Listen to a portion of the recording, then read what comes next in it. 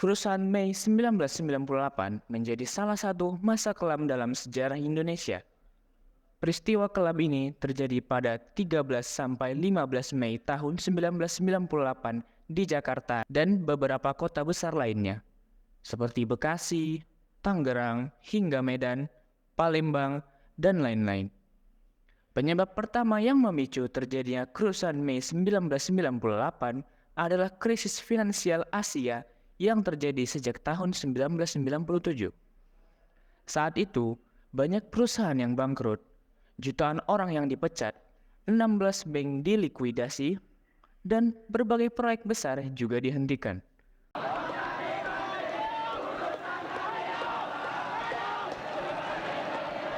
Krisis ekonomi yang tengah terjadi kemudian memicu rangkaian aksi unjuk rasa di sejumlah wilayah di Indonesia.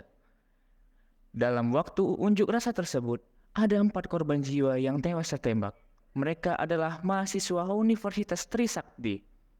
Tewasnya keempat mahasiswa tersebut pun menambah kemarahan masyarakat yang saat itu sudah terbebani dengan krisis ekonomi. 12 Mei. Aksi unjuk rasa dimulai pukul 10 siang. Aksi tersebut dikatakan diikuti lebih dari 6.000 mahasiswa, staf, dan dosen yang berkumpul di lapangan parkir Universitas Trisakti. Mereka diagendakan akan melakukan long march menuju gedung DPR MPR. Langkah mereka terhenti di depan kantor wali kota Jakarta Barat. Aparat gabungan dari Polri dan TNI memblokade rombongan aksi. Demonstran kemudian menduduki jalan S. Parman dan menghalangi jalur lalu lintas. Dekan Fakultas Hukum saat itu, Adi Andojo, berhasil memujuk massa aksi untuk kembali ke kampus. Waktu menunjukkan pukul 5 sore. Hampir seluruh demonstran kembali ke area kampus Trisakti.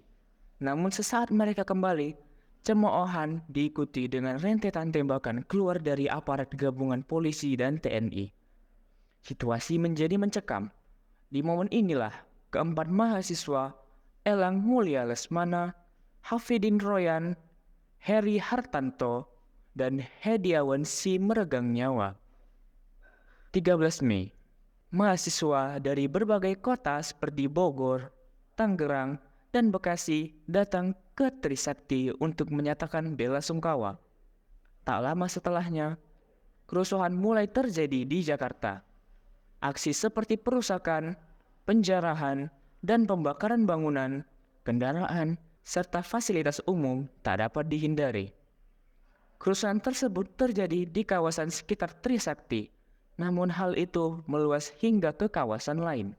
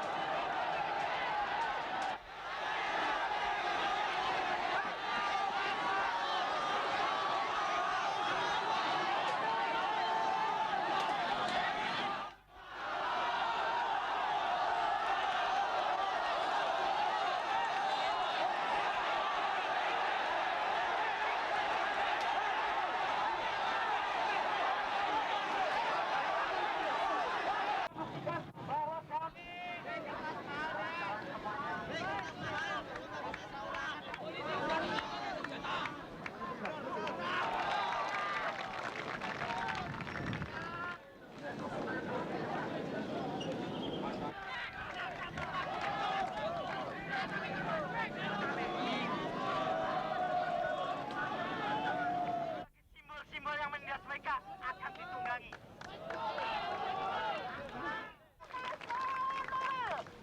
Saat ini, saat yang telah merebak.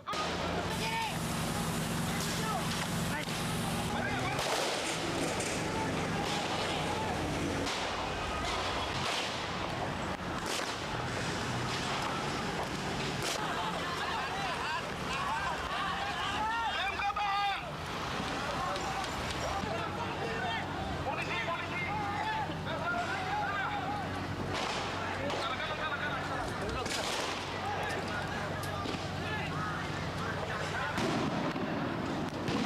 14 Mei.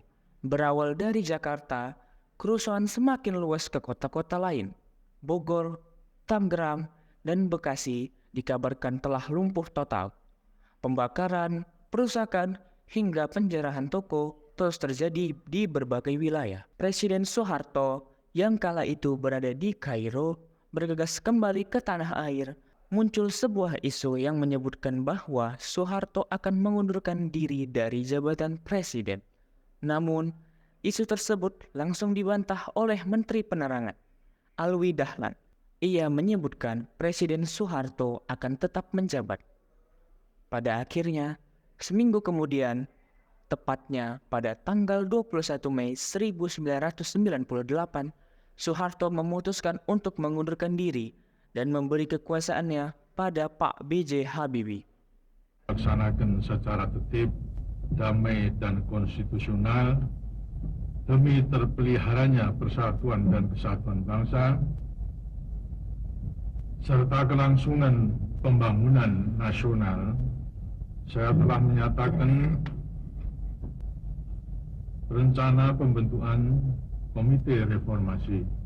Atas kejadian tersebut, pemerintah membentuk Tim Gabungan Pencari Fakta (TGPF). Mereka menemukan fakta bahwa kerusuhan tersebut diduga mengakibatkan lebih dari 1.000 orang meninggal dunia. Disebutkan para korban ada yang terjebak dalam bangunan yang dibakar, ratusan luka-luka, penculikan, hingga pemerkosaan. Salah satu rekomendasi dari TGPF yang ditindaklanjuti adalah Komnas HAM membentuk tim penyelidikan Pro Justice dugaan pelanggaran HAM yang berat. Pada 2003, tim penyelidikan Komnas HAM menyimpulkan adanya bukti yang cukup dan dugaan telah terjadinya kejahatan terhadap kemanusiaan.